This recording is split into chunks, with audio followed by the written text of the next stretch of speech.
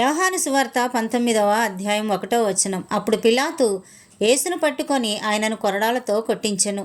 2 సైనికులు ముళ్ళతో కిరీటమును అల్లి ఆయన తల మీద పెట్టి 3 ఊదారంగు వస్త్రము ఆయనకు తొడిగించి ఆయన యొద్దకు వచ్చి యూదుల రాజా శుభమని చెప్పి ఆయనను అరచేతులతో కొట్టిరి. 4 పిలాతు మరలా వెలుపలికి వచ్చి ఇదిగో ఈయన యందు ఏ దోషమును నాకు కనబడలేదని మీకు తెలియనట్లు ఈయనను మీ యొద్దకు వెలుపలికి తీసుకొని వచ్చుచున్నానని వారితో అనెను. 5 ఆ ముండ్ల కిరీటమును ఊదారంగు వస్త్రమును ధరించినవాడై యేసు వెలుపలికి రాగా పిలాతు ఇదిగో ఈ మనుషుడు అని వారితో చెప్పెను. 6 ప్రధాన యాజకులను బంట్రోత్తులను ఆయనను చూసి సిలువ వేయుము సిలువ వేయుము అని కేకలు వేయగా పిలాతు ఆయన యందు ఏ దోషమును నాకు కనబడలేదు గనుక మీరే ఆయనను తీసుకొని పోయి సిలువ వేయుడని వారితో చెప్పెను. 7 అందుకు యూదులు మాకొక నియమము కలదు, తాను దేవుని కుమారుడనని ఇతడు చెప్పుకొనెను గనుక ఆ నియమము చొప్పున ఇతడు చావవలెనని అతనితో చెప్పిరి. 8 పిలాతు ఆ మాట విని మరీ ఎక్కువగా భయపడి తిరిగి అధికార మందిరములో ప్రవేశించి 9 నీవెక్కడ నుండి వచ్చితివని యేసును అడిగెను.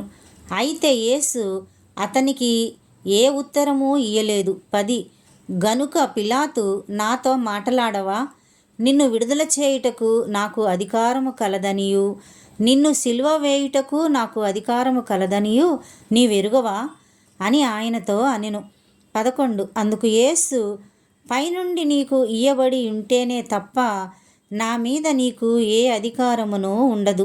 అందుచేత నన్ను నీకు అప్పగించిన వానికి ఎక్కువ పాపము కలదనెను. 12 ఈ మాటను బట్టి పిలాతు ఆయనను విడుదల చేయుటకు యత్నము చేసెను గాని యూదులు నీవు ఇతన్ని విడుదల చేసితివా, కైసరునకు స్నేహితుడవు కావు, తాను రాజునని చెప్పుకొను ప్రతివాడును కైసరునకు విరోధముగా మాట్లాడుచున్నవాడే అని కేకలు వేసిరి.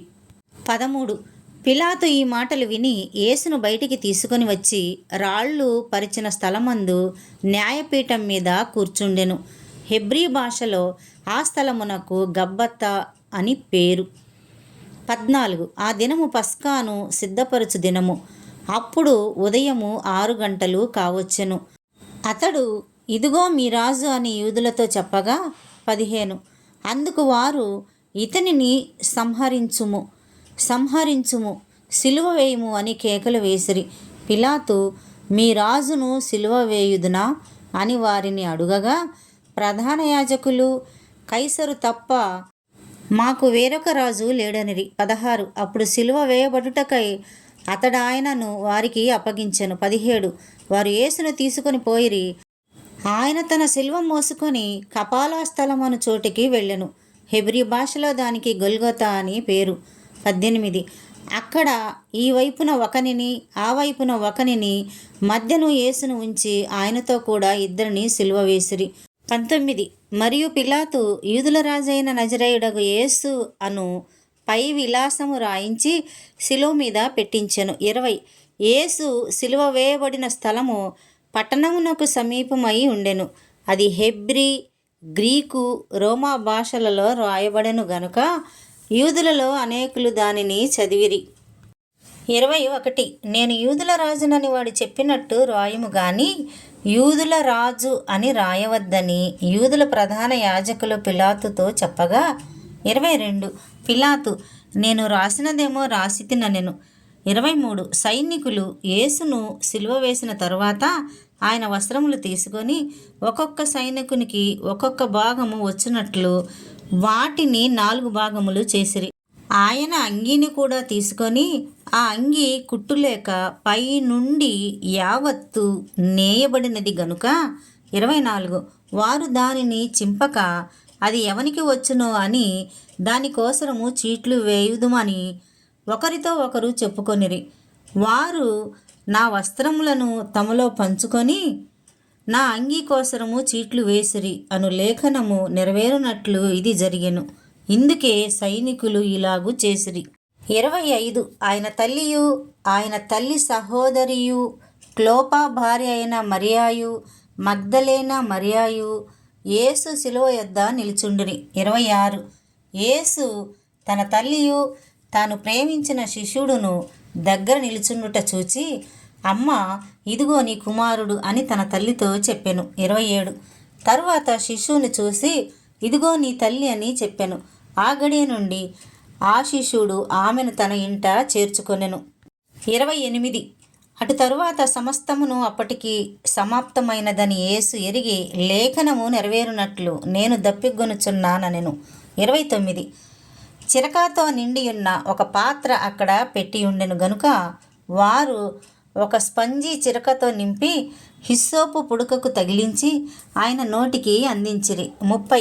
యేసు ఆ చిరక పుచ్చుకొని సమాప్తమైనదని చెప్పి తల వంచి ఆత్మను అప్పగించెను. 31. ఆ దినము సిద్ధపరచు దినము, మరుసటి విశ్రాంతి దినము, మహాదినము గనుక ఆ దేహములు విశ్రాంతి దినమున శిలువ మీద ఉండకుండునట్లు వారి కాళ్ళు విరగ్గొట్టించి వారిని తీసివేయించుమని యూదులు పిలాతును అడిగిరి. 32.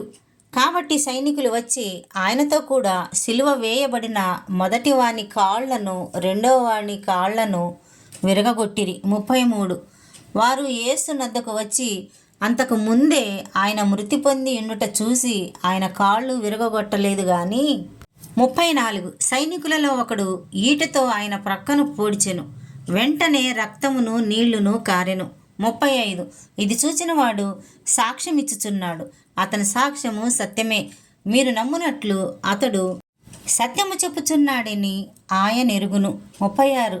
అతని ఎముకలలో ఒకటైనను విరువబడదు అను లేఖనము నెరవేరునట్లు ఇవి జరిగెను. 37. మరియు తాము పొడిచిన వాని తట్టు చూతురు అని మరి ఒక లేఖనము చెప్పుచున్నది. 38. అటు తరువాత యూదుల భయము వలన రహస్యముగా యేసు శిష్యుడైన అరిమతయియ ఏసేపు తాను యేసు దేహమును తీసుకొని పోవుటకు పిలాతు నద్ద సెలవడిగెను. పిలాతు సెలవిచ్చెను గనుక అతడు వచ్చి యేసు దేహమును తీసుకొని పోయెను. 39. మొదట రాత్రివేళ ఆయన యొద్దకు వచ్చిన నికోదేము కూడా బోళముతో కలిపిన అగరు రమారమి 150 సేర్ల ఎత్తు తెచ్చెను. 40. అంతట వారు యేసు దేహమును ఎత్తుకొని వచ్చి యూదులు పాతిపెట్టు మర్యాద చొప్పున ఆ సుగంధ ద్రవ్యములు దానికి పూసి నారబట్టలు చుట్టిరి. 41. ఆయనను సిలువ వేసిన స్థలములో ఒక తోట ఉండెను. ఆ తోటలో ఎవడును ఎప్పుడునూ ఉంచబడని క్రొత్త సమాధి ఒకటి ఉండెను. 42. ఆ సమాధి సమీపములో ఉండెను గనుక ఆ దినము యూదులు సిద్ధపరచు దినమైనందున వారు అందులో యేసును పెట్టిరి.